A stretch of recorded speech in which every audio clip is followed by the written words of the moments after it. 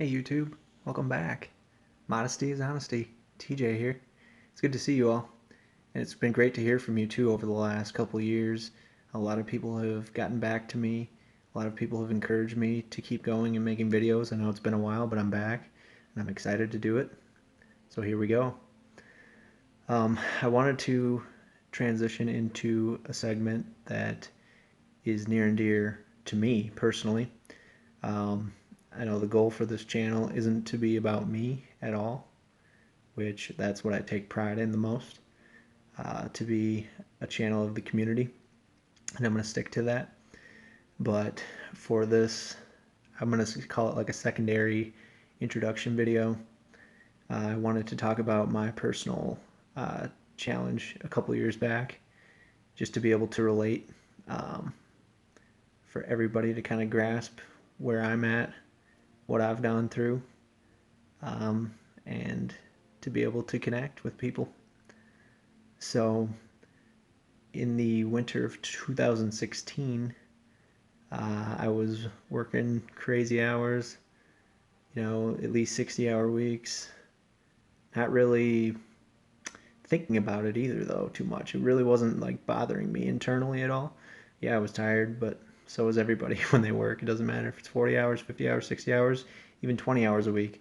And some people, you have kids, I mean, it just adds up over time. There's just no, one underlying factor. It's a culmination of everything that really can take you down. And I was just starting to really feel overworked, but I was determined to keep going, determined to keep working. Um, and then all of a sudden, I started to have these really weird, like, attacks, but it was weird. It felt physical because mentally I felt fine. I was tired, but I wasn't like overthinking things. I didn't feel out of sorts in any sort of mental capacity or anything really relative to that. And uh, I started to have panic attacks, and I didn't know what they were. I thought I was having a heart attack, honestly. It was really scary. I had to leave work several times over the course of a 3 month period. Um, and not really knowing for about 2 of those months what was wrong with me.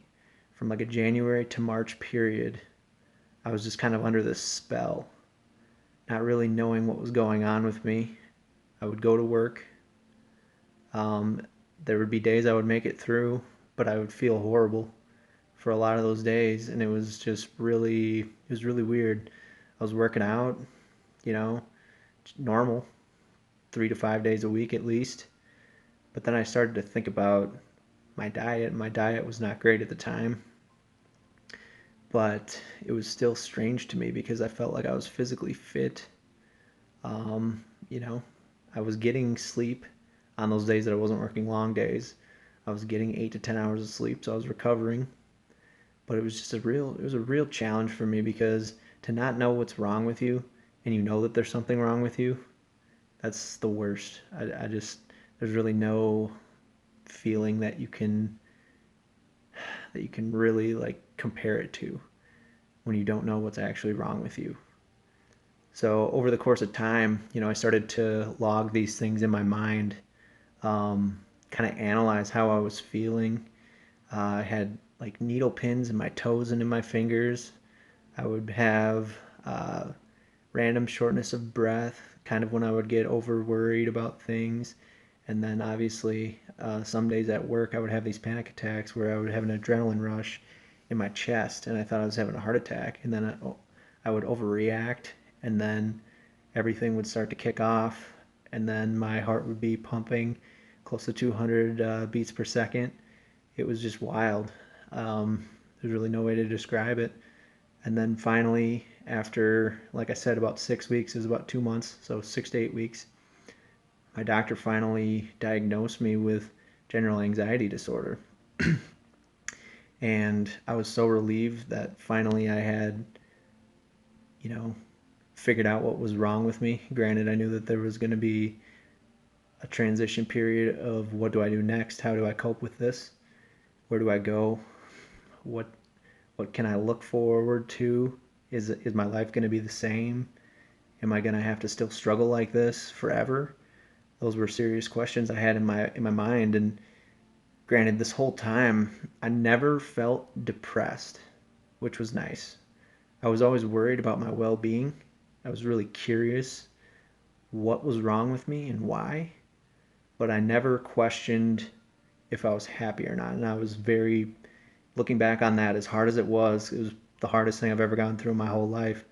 I was very proud to be able to kind of keep that inner strength and just keep myself composed, because there was days when it really would have been easy to just to fold over. I mean, it would have been easy to just quit my job. Luckily, my managers and everybody I worked with was very thoughtful, and they wanted me to keep it up, and they wanted me to keep working at it because they wanted me to come back and be a part of the team again. And I really appreciated that, because it would have been very easy for my managers to just say, well, you've missed like a month and a half's worth of work in 3 months, about half the days you've missed. And there was a period for a month straight that I took off, actually, because I just kept missing these in intervals. I kept missing days. It was like I'd be good for like a week, maybe two at the most, and then like the next week I'd miss like 3 out of the 5 days. And it wasn't that I wasn't going. I was going, but then I would have like these panic attacks, and I'd have to have my family come and get me. And with not being diagnosed, my family had no idea what was wrong with me either. So it was just kind of a question mark, and there were some questions as to, you know, do I have some sort of malintent? Um, I knew internally that I didn't, but there was just something, you know, that I couldn't explain that was happening to me, and it was tough, but it has really changed my life for the better, honestly, because I really truly believe that all the obstacles that we face as a group, or as a family, or as an individual, will bring us to our own sort of salvation, and where we make ourselves. And and it was a really tough about 5 months, I'd say, from about January until about June/July. Um, wow. I mean, like I said, I missed countless weeks of work, a month straight actually at one point. But then once I got back, for those first 2 weeks, it was really hard to transition, because that thought is in the back of your mind, where you're just like waiting for it to happen again. But by this point, I was medicated, and thankfully, I'm not on a high dose of my medication, and it's a lower class of medication too, so there really isn't any residual effects. Um, so it's really, really nice, and it works great, and I've had no complaints with it. It was really, I think, one of the secondary, one of the extra hard things for me to do was to get over the fact that I had to succumb to what was wrong with me. I had to identify it for myself, and that was really hard, because I've never gone through anything like that before. I'm not really somebody who's keen on taking medication ever, even when I'm like physically sick. I'm not really somebody who likes to take medication. I will, kind of unwillingly, because I know I'll get better, but taking mental health medication, um, it was really, really hard to get through, and to say, okay, this is going to make me better. When you're used to having things that are physically wrong with you, and not that mental health isn't a physical thing, but regular sickness, it's just like it's like a common sense type of thing, where you're like, oh well, yeah, I'm gonna take medication, I'm gonna feel better, I'm gonna diet, and I'm gonna feel better, et cetera, et cetera. But with mental health, it was like, you always have that thought in the back of your mind, like, is this really what's wrong with me, or is there an ulterior issue here? And that's what I had to deal with for, I'd say, half of that period of time, because I got diagnosed a month and a half after the symptoms started happening. But as far as me actually being willing to take the medication, I was kind of like, I just wasn't really willing to accept it yet. So it was really hard for me. And then I think over the course of time, I just decided that there was no way I was going to ever know if the medication was going to work if I didn't give it a shot. And finally, over the course of time, I realized, hey, this really was actually helping me. I was able to go out into society and function. I wasn't grounded at my family's house anymore. I didn't have to, be a hermit basically, because that's what it really was for me for a lot of that time. 90% of that time, those first 5 months, was just staying in the house basically. The best time for me during that period, honestly, and it's sad to say this, but it's the truth, is just that honestly, the best time of the day that I felt physically was like the first hour after I would wake up, or if I was in bed, period, sleeping like in the dark. Um, that's when I felt the best, and it wasn't a depression type thing. That's just literally when I physically felt the best.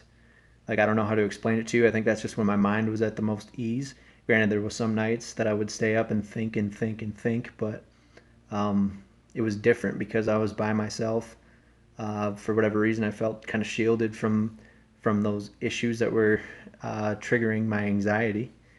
So, man, it was really interesting just how it all kind of devolved and then re-evolved as well. It was very, very interesting, and I know that there's many people that have dealt with a similar situation, and it's taken them far longer. And I just can't, I really can't say enough about that.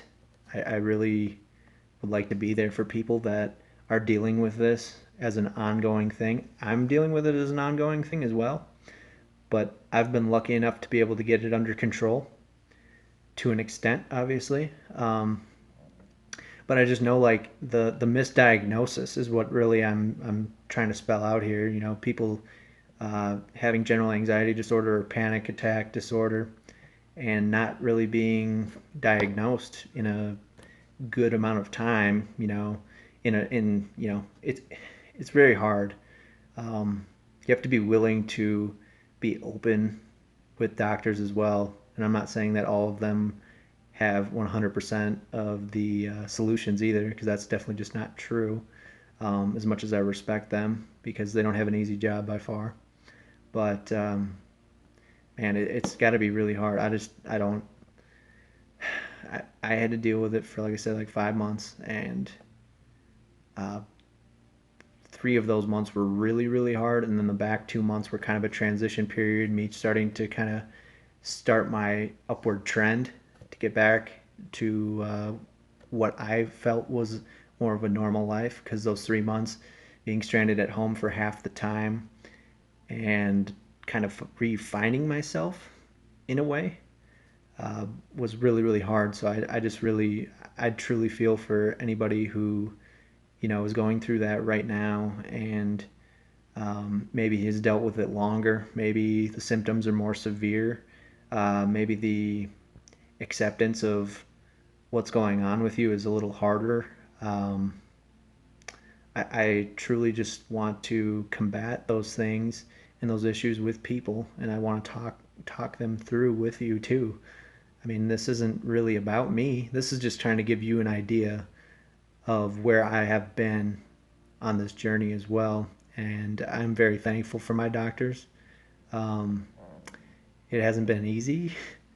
I went to a therapist maybe 2 times, but I can honestly say that it was very expensive, and it wasn't that it wasn't going to be helpful, but I just felt like I had enough people around me where I didn't have to talk to somebody that I really wasn't familiar with. So that was my experience with that. It wasn't a bad experience by any chance. I know that there are many therapists that are just above reputable. They're just amazing. So they get all the credit in the world for the job that they do as well, because as a community, us trying to combat this issue is it's just really extremely hard to continue. And I just really wish that more people would be willing to talk about their personal stories, because I think other people listening to them and getting a feel for where other people have been will help them through their own experience, just to kind of to cope. I really think it really matters.